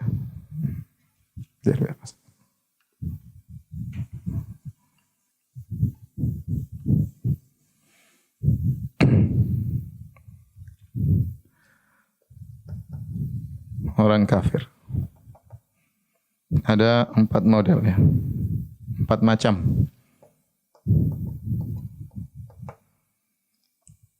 Yang pertama namanya kafir zimmi. Yang kedua namanya kafir muahad. Tiga namanya kafir musta'man. Yang keempat namanya kafir harbi. Kafir dhimmi maksudnya adalah orang kafir yang tinggal di negeri kaum muslimin namun dia membayar semacam upeti atau pajak sebagai bukti dia tunduk kepada syariat apa? Islam. Jadi dia mau masuk, kalau dia masuk Islam selesai, dia tidak perlu bayar. Tapi tatkala tidak masuk Islam, tidak apa tinggal di negeri kaum muslimin, tapi menunjukkan ketundukan dan hak dia diberi hak. Dia sebagaimana warga negara, dia bisa bekerja, dia bisa apa. Tetapi karena dia tinggal di negara Islam, maka dia harus menunjukkan apa? Ketundukannya. Disebut dengan kafir apa? Zimmi. Kafir muahad itu orang kafir yang tinggal di luar negara Islam, tetapi antara negara tersebut dengan negara Islam ada perjanjian damai. Ada ahad, yaitu ini orang kafir yang ada perjanjian damai. Orang kafir yang negaranya punya perjanjian damai dengan negara Islam. Ini orang kafir yang tinggal di negeri Islam. Adapun kafir musta'man, yaitu orang kafir dari negara yang perang dengan negara Islam. Hanya saja dia minta pengamanan karena ada keperluan. Seperti delegasi utusan, ya. Perang tapi negara kafir kirim delegasi ke negara Islam, maka dia harus diamankan. Namanya kafir yang diaman, musta'man. Kafir harbi yaitu yang perang. Taib. Ini tiga semuanya tidak boleh dibunuh. Ini semua tidak boleh dibunuh. Tidak boleh dizolimi. Hanya ini yang boleh dibunuh. Hanya ini yang boleh dibunuh. Kenapa? Karena kalau kita membunuh kafir harbi, ini perkara yang tidak ada yang mencela. Namanya peperangan. Kalau kita enggak membunuh, kita yang terbunuh. Tidak ada yang, semua dunia mengakui namanya kalau perang boleh saling bunuh-bunuhan. Ya tidak? Enggak ada yang mencela. Kenapa kau bunuh? Kalau kita enggak bunuh, dia yang bunuh kita. Ya, maka disebut kafir harbi. Halal darahnya, halal apa? Hartanya, ya. Ini apa? Halal darah dan apanya? Hartanya. Kalau dia diperangi kemudian dia mati, istrinya bisa jadi budak, ya. Istrinya, anaknya semua jadi apa? Budak. Taib. Nah, ini semua tidak boleh, adapun yang ini tidak boleh dizalimi. Nabi SAW berkata, "Man qatala mu'ahadan lam yarah raihatal jannah." Barang siapa yang bunuh kafir, bukan orang mukmin, kafir aja kau bunuh, kau tidak akan mencium bau surga. Bayangkan, dosa besar banget. Ya, demikian juga Nabi berkata, "Ala man dzalama mu'ahadan." Ya, Nabi juga dalam hadis yang mengatakan, barang siapa yang menzalimi seorang kafir yang dia kemudian au kallafahu bima la yutiq, ya, atau kallafahu fawqa taqatihi, dia memperkerjakan dia melebihi kemampuannya. Misalnya seorang muslim punya pekerja kafir zimmi, disuruh kerja dengan berat di luar dari kemampuannya, ya. Maka Nabi mengatakan, ana hajijuhu yaumal qiyamah, aku akan mendebat dia pada hari kiamat. Ngeri juga. Nabi bilang, ente jangan zalimi ini semua, kata Nabi SAW. Kafir zimmi mungkin kerja sama kita, jadi supir kita, kayak kita muslim, dia supir, kemudian kita menyuruh dia lebih daripada kemampuannya. Nabi mengatakan, ana hajijuhu yaumal qiyamah, aku akan melawan dia pada hari kiamat. Aku akan membela orang ini daripada hari kiamat kelak. Maka tidak boleh seorang menzalim. Jangan juga antum berpikir, orang kafir enggak ada masalah kita zalimi, enggak ada masalah. Oh, enggak boleh. Nanti pada hari kiamat kelak, Nabi sebut dalam hadis Nabi mengatakan, ya, nanti pada hari kiamat tidak ada yang masuk surga, seorang pun masuk surga kecuali urusannya sudah selesai dari penghuni neraka jahanam. Harus selesai dulu. Tidak bisa masuk surga. Dia punya masalah sama orang kafir, selesai dulu. Kalau orang kafir punya hak, dia ambil. Untuk apa? Mengurangi siksaan dikit. Tapi tidak mungkin dia mau surga kecuali urusannya semua sudah selesai. Jadi antum jangan orang kafir enggak usah bayar hutangnya, enggak boleh. Kafir ambil aja hartanya enggak apa-apa, enggak boleh. Ini semua kafir ada aturannya. Orang Islam agama yang adil, ya. Ya. Kalau ini enggak apa-apa, ente ambil hartanya, memang perang kok. Jangankan hartanya, darahnya ente ambil juga enggak apa-apa. Nah, orang kafir yang ada di dalam kehidupan kita rata-rata yang ini. Paham? Kalau enggak zimmi ya muahad, kalau enggak musta'man. Paham? Itu aja. Apalagi sekarang ada namanya PBB. ya, ada Liga Dunia yang kemudian saling damai, ya berarti kita masuk dalam ini. Mereka punya aturan kalau masuk dalam negara kita atau kita masuk dalam negara mereka. Yang paling aneh orang-orang takfiri, saya ke Australia. Banyak orang pemahaman takfiri enggak mau tinggal di Indonesia, mereka lebih milih tinggal di Australia. Cuma tinggal di negara kafir. Jadi mereka menganggap kita ini negara kafir, mereka tidak mau tinggal di Indonesia. Mereka maunya tinggal di mana? Australia. Sampai di Australia mereka bikin fatwa aneh-aneh. Boleh bohong sama orang kafir, boleh ngebuilin orang apa? Kafir. Oh, mereka banyak bohong, ngaku-ngaku. Dan itu kejadian yang cerita sama saya orang Islam sendiri. Misalnya, pihak Australia bahwasanya orang yang dicerai janda dikasih tanggungan. Nanti dia ngaku dicerai sama suaminya, padahal enggak. Enggak apa-apa, itu kan harta orang kafir, halal. Subhanallah. Ente tidak sedang berperang dengan dia, ente sedang diayomi oleh dia, ente malah bohongin dia. Akhlak kayak apa seperti itu? Akhlak sangat buruk. Sudah ditolong sama orang kafir, tinggal di negara kafir, ngibulin orang apa? Kafir. Ya, kalau tahu orang Islam kayak gitu, enggak ada yang mau masuk Islam, paham? Itu karena takfir sudah masuk di kepalanya, paham? Jadi yang boleh dibunuh cuma yang sana ya. Makanya dulu sempat ada kelompok yang namanya NII ya. Tinggal di sama-sama kita satu kompleks. Subhanallah. Itu ikhwan itu istrinya suka nyolong. Kenapa? Karena dia menganggap semua harta selain dia apa? Halal. Semua orang kafir. Kadang dan kejadian dia masuk di supermarket dia nyolong. Subhanallah. Dia menganggap semua harta selain dia harta apa orang? Orang kafir. Orang kafir halal. Padahal yang halal cuma yang harbi. Ini semua haram, enggak boleh ente ambil hartanya. Apalagi yang ditumpahkan darahnya ya. Ya, seperti itu ya. Jadi yang halal itu cuma yang kafir harbi. Saya pernah ketemu dengan seorang yang sadar.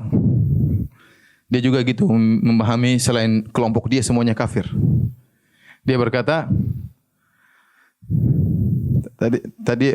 dia berkata, Ustaz, saya dulu waktu masih dalam kelompok tersebut, saya sering makan kue 5, saya bayar 2, Ustaz.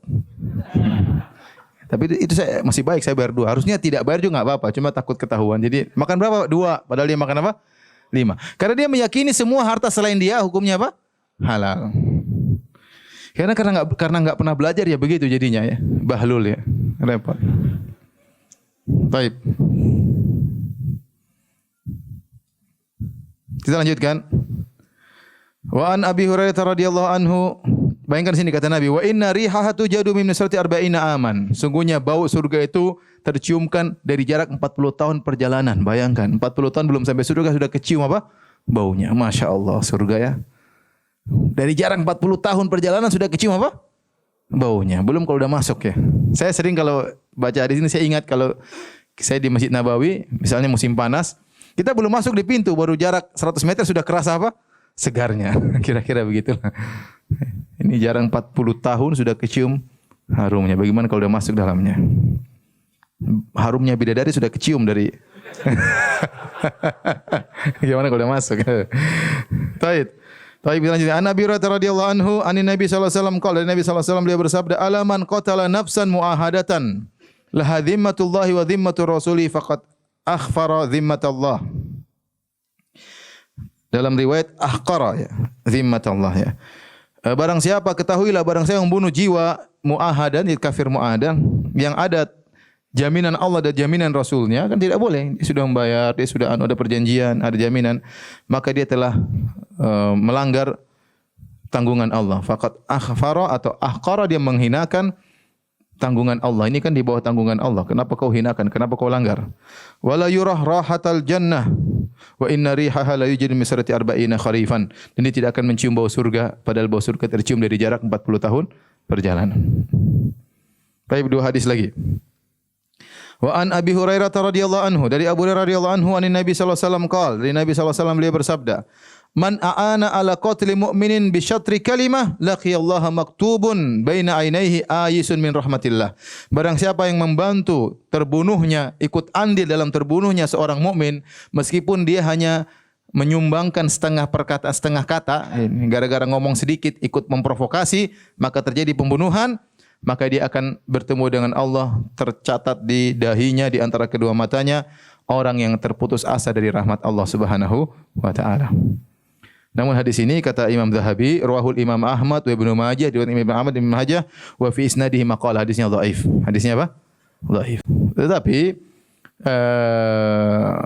maknanya benar, tidak boleh kita membantu terjadinya apa? Pembunuhan. Tidak boleh. Dalam apa? Dalam hadis juga kata Nabi SAW, lau syama ahlul ardi wa ahlus sama. Ya, seandainya penghuni langit, penghuni bumi bersatu padu untuk membunuh satu orang, la akabbahumullah fi nari jahannam, maka Allah akan masukkan mereka semua dalam neraka jahannam. Misalnya satu orang dibunuh, yang bunuh 10.000 orang nih, kerjasama untuk bunuh satu orang. Ini semua 10.000 masuk neraka. Ini semua 10.000 masuk apa? Neraka. Karena mereka bekerja sama untuk membunuh satu orang yang tidak boleh dibunuh. Allah tidak peduli. Oleh karena jangan kita ikut serta, ikut apa? Memprovokasi terjadinya pembunuhan. Terutama zaman-zaman fitnah ya akhi. Kita masuk dalam misalnya perpolitikan padahal kita bahlul dalam masalah politik. Mau pandai menganalisa padahal tidak tahu menganalisa.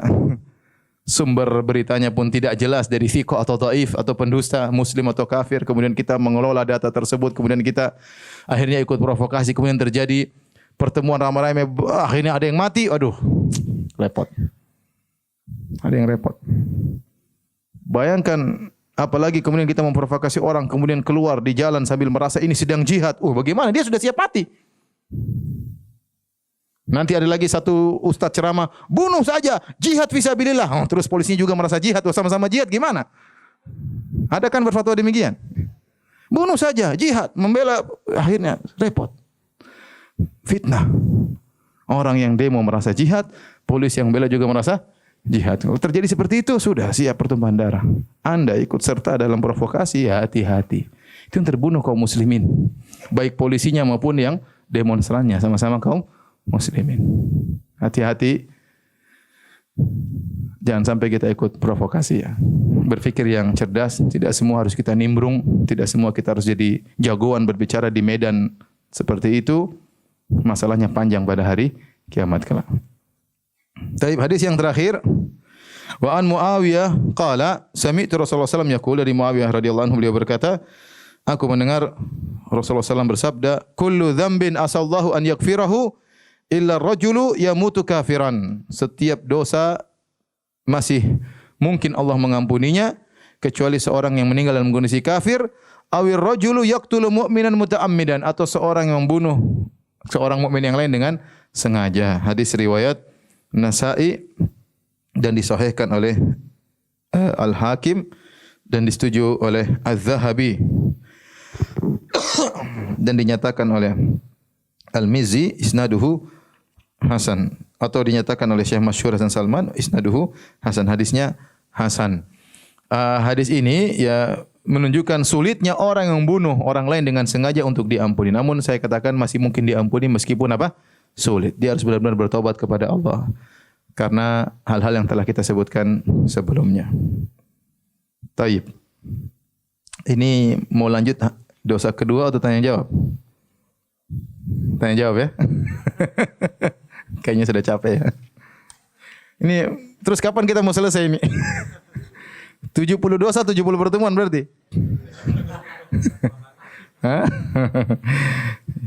Oke, sampai sini saja enggak apa-apa ya. Saya tadi sudah rencana 2 dosa ya. Tapi yang 2 juga panjang. Ya udah, enggak apa-apa ya. Mau lanjut apa tanya jawab? Sepakat tanya jawab. Baik. Kita buka sistem jawab. Pertanyaan Ustadz, bila kita mati terbunuh, apakah itu menjadi bagian dari takdir Allah? Bahwa kita mati terbunuh, ya semua sudah takdir ya. Ini harus belajar masalah apa? Takdir. Tapi kita enggak ada yang tahu takdir kita apa, enggak ada yang tahu. Ya, kita sudah ditakdirkan juga seperti akan menikah dengan siapa, jadi kaya atau miskin ya. Mati kapan, semuanya sudah ditakdirkan. Tapi tidak boleh seorang berdalil dengan takdir. Kenapa? Karena dia tidak tahu apa takdirnya. Jangan seorang mengatakan, saya enggak mau kerja. Kenapa? Saya ditakdirkan miskin. Dari mana ente tahu ditakdirkan miskin? Enggak ada yang tahu. Enggak ada yang tahu. Ya. Ada orang kaya mendadak tiba-tiba miskin mendadak, ada orang miskin tiba-tiba kaya mendadak ya, akhi. Sekarang semuanya mungkin ya. Ya, ini semua takdir Allah, tapi kita karena tidak tahu takdir, kita enggak boleh berdalil dengan takdir. Saya sering ditanya, Ustaz, kalau kita sudah ditakdirkan masuk neraka, buat apa kita beramal soleh? Saya bilang benar, kalau kau tahu takdirmu di neraka, sudah enggak usah beramal soleh, ngapain? Tapi kau pernah lihat enggak di neraka? Lihat di Lauhil Mahfuz. Mungkin kau langit ketujuh tengok di Lauhil Mahfuz, namanya sama dengan nama saya. Bapaknya juga nama dengan bapak saya, kakeknya juga sama. Dari Tangerang sama. Berarti saya itu di neraka. Tapi siapa yang pernah lihat isi Lauhil apa? Mahfuz? Enggak ada yang tahu. Nabi tidak tahu, malaikat pun tidak tahu. Enggak usah pikirkan masalah, yang penting antum itu beramal. Allah kasih tahu beramal masuk surga, bermaksiat masuk apa? Neraka. Fungsi antum beriman dengan takdir, kalau antum sudah berhasil jangan sombong. Jangan sombong karena semua sudah ditakdirkan. Kalau antum terkena musibah jangan terlalu bersedih karena semua sudah ditakdirkan. Itu fungsinya. Bukan untuk ngapain saya beramal kalau takdir masuk neraka. Ngapain saya mau cari poligami kalau takdir ternyata cuma satu istri. Antum tidak tahu takdir antum. Jangan-jangan antum jomblo sampai mati juga nggak tahu. Jadi tugas kita adalah berusaha. Allah kasih sunatullah. Begini hasilnya gini, begini hasilnya begini, tinggal dikerjakan. Ustaz, bagaimana orang yang meninggal karena kecelakaan, apakah yang menabrak juga masuk neraka? Beda, nanti namanya membunuh sengaja. Yang kita bahas semuanya membunuh dengan apa? Sengaja. Ada namanya membunuh tanpa sengaja, ada membunuh setengah sengaja. Dalam Islam dibagi tiga. Qatl amd, qatl khata' dan qatl syibul amd. Membunuh sengaja ada hukumnya. Membunuh tidak sengaja, ya tadi seperti tahu-tahu jalan enggak lihat ketabrak. Dia sama sekali enggak sengaja dan enggak ada niat untuk melukai orang tersebut. Misalnya lagi panah burung, tahu-tahu ada orang lewat, cing, ya udah kena orang tersebut mati misalnya. Ya. Namanya tidak sengaja. Ada namanya membunuh setengah sengaja. Setengah sengaja maksudnya gimana? Misalnya dia pukul orang dengan sesuatu yang biasanya tidak menimbulkan mati. Misalnya dia pukul orang dengan goleng. Biasanya goleng kan tidak mati. Tahu-tahu dia pukul istrinya pakai goleng, ternyata istrinya mati misalnya. Ini namanya membunuh setengah apa? Sengaja. Dia sengaja. Dia sengaja menyakiti istrinya, tapi dengan alat yang biasanya tidak tahu-tahu mati. Itu namanya membunuh setengah-sengaja. Itu masing-masing hukumnya ada. Subhanallah, syariat Islam itu detail. Syariat Islam itu detail. Tapi kalau orang tidak sengaja naik mobil enggak sengaja nabrak ya, dia tidak sengaja. Namanya hukum membunuh tidak sengaja.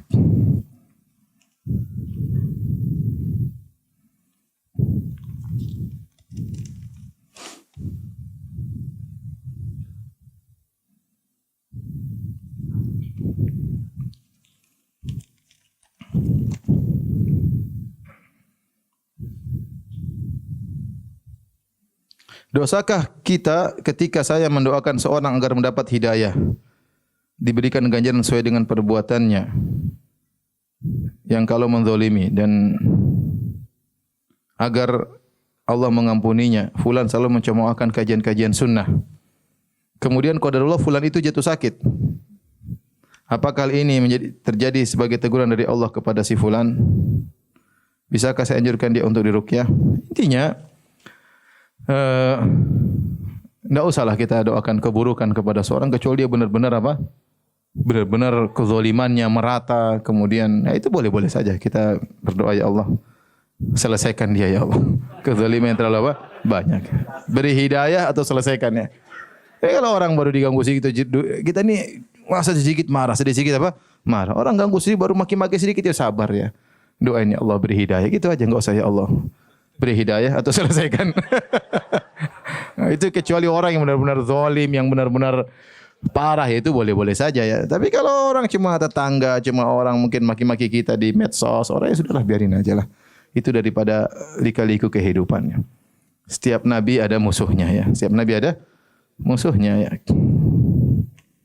Itu ladang pahala, ladang pahala. Kalau iblis mati selesai, kita enggak bisa cari, enggak ada dakwah, selesai, semua jadi orang baik. Kalau jadi orang baik, ustaz enggak ada kerjaan ya. Iya, ya udahlah.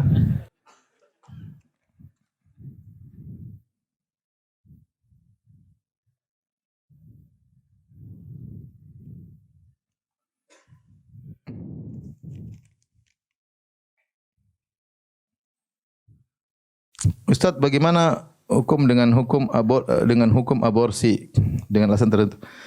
Aborsi hukumnya haram, tapi haramnya bertingkat-tingkat ya. Berbeda tatkala nutfah baru masuk ke dalam rahim, belum ditiupkan ruh, berbeda dengan setelah ditiupkan apa? Ruh. Dua-duanya tidak boleh. Dua-duanya tidak boleh. Kalau sebelum ditiupkannya ruh, itu lebih ringan. Apalagi kalau misalnya ada alasan kesehatan yang luar biasa, benar-benar pakar ahli, itu lain cerita. Tapi kalau sudah ditiupkan ruh, maka ini sama seperti membunuh. Maka tidak boleh. Oleh karenanya secara umum ya, tidak boleh aborsi jika sudah lewat dari 120 hari karena ruh sudah ditiupkan. Adapun sebelum 120 hari, maka hukumnya juga tidak boleh, tapi keharamannya lebih ringan kecuali dalam kondisi darurat. Karena Allah mengatakan faja'alnahu fi qararim makin. Kami jadikan manusia dari nutfah, kami jadikan di tempat yang kokoh. Allah yang menjadikan, maka ente jangan rubah-rubah. Allah yang menjadikan dia di rahim, jangan kau rubah-rubah. Ya. Tetapi ada hal misalnya kalau diteruskan ibunya akan meninggal atau yang lainnya, itu lain cerita ya. Hukum keluar daripada hukum asal. Tapi kalau sudah sampai 120 hari sudah ada ruh, berarti dia sudah hidup. Kalau ente bunuh, berarti ente membunuh apa? Orang. Hukumnya seperti membunuh.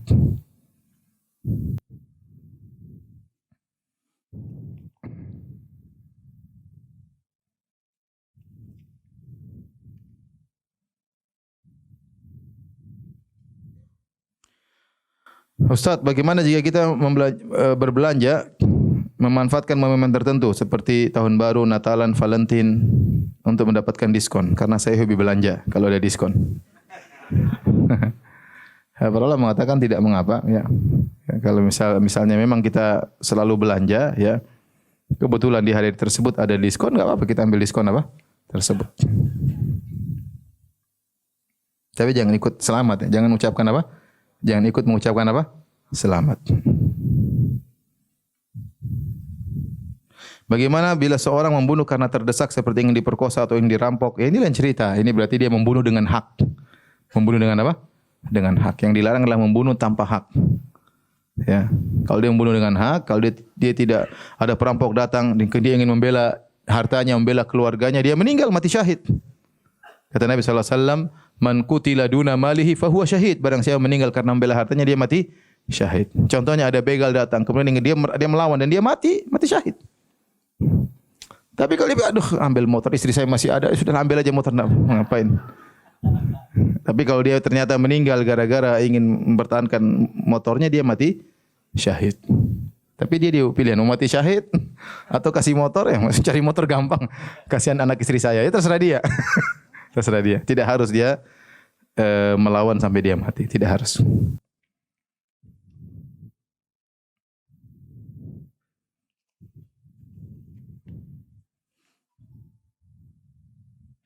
Ustaz, bila ada lelaki soleh yang hendak menikah dengan seorang akhwat, namun ayah dari akhwat tersebut selalu menolaknya dengan hujah ingin anaknya sukses dulu dalam dunianya. Lalu bila akhwat tersebut terus minta izin ke ayahnya dengan mengutamakan adab, apakah akhwat tersebut berdosa karena sering minta izin untuk menikah? Tidak berdosa.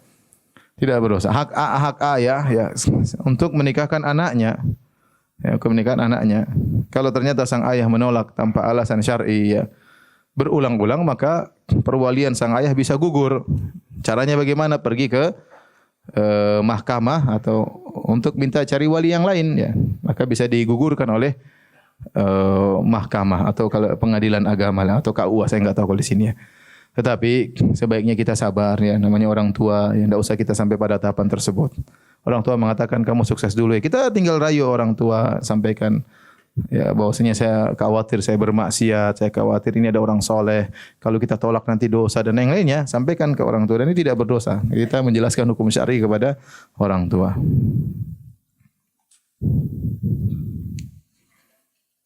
Tadi sama, jika wanita yang akan diperkosa dengan kejadian perampokan di rumah dan si wanita melihat pisau atau gunting lalu dia menikam si perampok, apakah wanita itu masuk neraka jahanam? Tidak, perampoknya yang masuk neraka jahanam.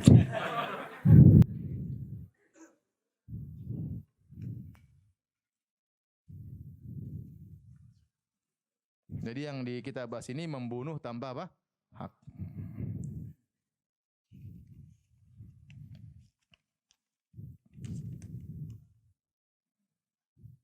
Apakah termasuk dosa besar jika kita tidak bisa memaafkan orang yang telah menzalimi kita? Qadarullah saya dikeluarkan dari pekerjaan tanpa alasan uzur hingga saya tidak bisa menafkahi orang tua saya. Afwan, saya masih menangis ketika mengingat perihal tersebut dan sisi lain saya takut saya telah melakukan dosa karena tidak memaafkan dan sulit melupakan. Kalau tidak memaafkan bukan dosa. Orang dizalimi, Allah kasih dia pilihan ya. Ingin balas boleh, ingin maafkan apa? Boleh ya. Dia ingin nuntut hari kiamat silakan, itu hak dia, dia dizalimi. Tapi kalau saya jadi dia, saya lebih baik memaafkan. Ngapain kita enggak memaafkan? Kita sedih, nangis. Ya sudahlah. Kita percaya dengan takdir. Ini apa takdir? Allah. Daripada kita sibukkan dengan kesedihan diri kita sendiri. Kalau setiap orang zalimi kita, kita tidak maafkan, kita sendiri yang tersiksa. Meskipun secara hukum syar'i boleh. Saya enggak maafkan, terserah saya nanti hari kiamat. Tapi mending kita maafkan, pahalanya lebih besar daripada kita nuntut hari kiamat. Di depan kita ada dua. Anda enggak maafkan, Anda nuntut hari kiamat, ya Anda dapat keuntungan hari kiamat karena nuntut dia. Atau Anda maafkan, dosa pahalanya lebih besar. Pilih mana? Pilih maafkan, dosa pahalanya lebih besar, Anda lebih tenteram. Ya, Anda lebih tenteram. Ya sudahlah. Orang zalimi kita ya sudah takdir mau diapain.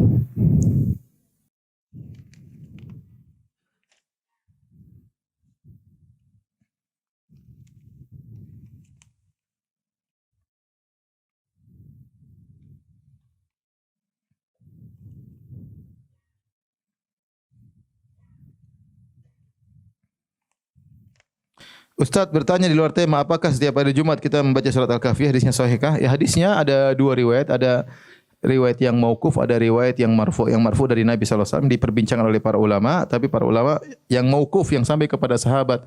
Kalau tidak salah Abu Sa'id Al-Khudri hadisnya sahih. Jadi tatkala hadis ini bukan perkataan Nabi, tapi perkataan siapa? Sahabat. Siapa membaca surat Al-Kahfi akan diberi cahaya sampai Jumat berikutnya. Namun kata para ulama meskipun dia hadis mauquf tapi hukumnya hukum marfu karena enggak mungkin sahabat bicara tentang hal yang gaib. Ya. Jadi hadisnya ada dua riwayat, riwayat dari Nabi hadisnya dhaif, riwayat dari sahabat hadisnya apa? Sahih. Ini saya bahas di awal tafsir surat Al-Kahfi. Bisa lihat di YouTube, tafsir Al-Kahfi sudah sampai seri 7. Seri pertama saya bahas masalah ini. Intinya kita enggak apa-apa kita baca surat Al-Kahfi karena hadisnya mauquf tapi tidak mungkin sahabat bicara tentang hal yang gaib kecuali dari ajaran Nabi sallallahu alaihi wasallam.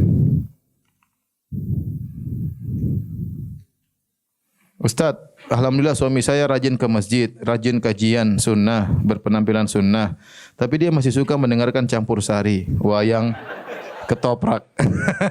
Dinasihati aja alhamdulillah, dinasihati. Ya, dia tahu itu enggak boleh, cuma dia nasihati aja.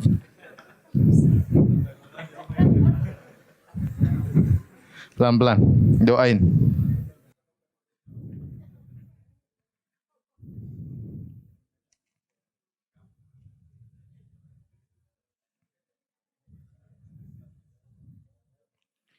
Seorang rakyat biasa terbunuh karena ada perang di negerinya. Dicatat sebagai apa? Mati apa? Kalau dia dizolimi, dia insya Allah mati syahid. Dia dizolimi, dia mempertahankan hartanya, kemudian dibunuh oleh musuh, ini mati syahid. Man qutila duna ahlihi fahuwa syahid. Barang siapa yang terbunuh karena membela istri, dia mati syahid. Man qutila duna mali fahuwa syahid. Barang siapa yang terbunuh karena membela hartanya, maka dia mati syahid. Man qutila duna nafsihi fahuwa syahid. Barang siapa terbunuh karena membela jiwanya, dia juga mati syahid ya. Kita tidak berusaha untuk bunuh, kita dilawan ya kita lawan ya.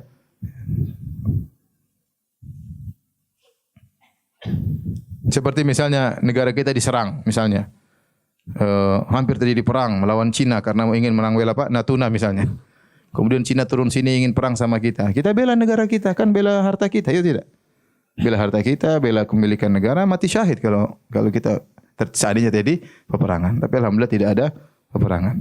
Kita tidak ingin terjadi peperangan. Peperangan itu menyakitkan. Ya terbunuh, membunuh dan yang lain. Tapi kalau terjadi, ya, kemudian kita bela negara ya, karena Allah Subhanahu Wa Taala, maka matinya mati syahid.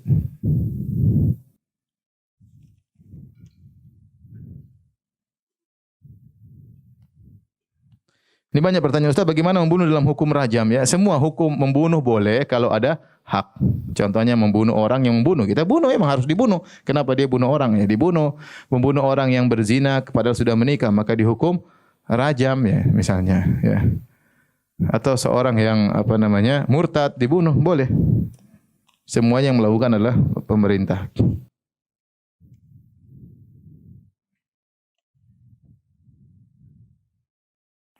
Apakah hadis dhaif jika dikumpulkan akan menjadi hasan atau naik derajatnya? Ini masalah ilmu hadis ya. Jadi hadis-hadis ada beberapa model. Ada hadis dhaif bertingkat, ada hadis palsu. Hadis palsu enggak mungkin naik derajatnya. Hadis dhaif ada dua, hadis dhaif jiddan atau mungkar, ini juga tidak mungkin naik derajatnya. Tapi kalau hadis dhaif biasa, tidak terlalu parah dhaifnya, kalau datang dalam berbagai riwayat maka bisa naik menjadi derajat hasan li ghairihi. Hasan li ghairihi. Saya ulangi, hadis dhaif bertingkat-tingkat. Ada yang hadis palsu ini enggak mungkin naik derajatnya. Yang kedua hadis mungkar atau hadis dhaif jiddan yang sangat parah kedhaifannya. Ini pun tidak akan naik derajatnya. Tapi kalau hadis dhaif yang dhaifnya tidak terlalu parah, maka dia bisa naik karena beberapa sebab. Di antaranya datang dalam jalur-jalur yang lainnya atau datang syawahid. Syawahid itu hadis lain tapi maknanya semana dengan ini, maka itu bisa dikuatkan jadi naik menjadi derajat hasan li ghairihi.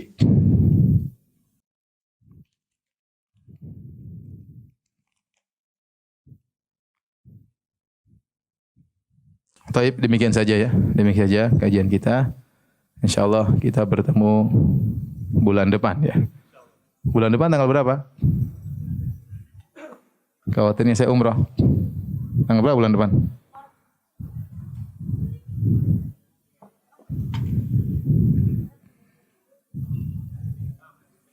Tanggal 6. Tanggal 6 aman insyaallah karena saya berangkat tanggal 7 ya.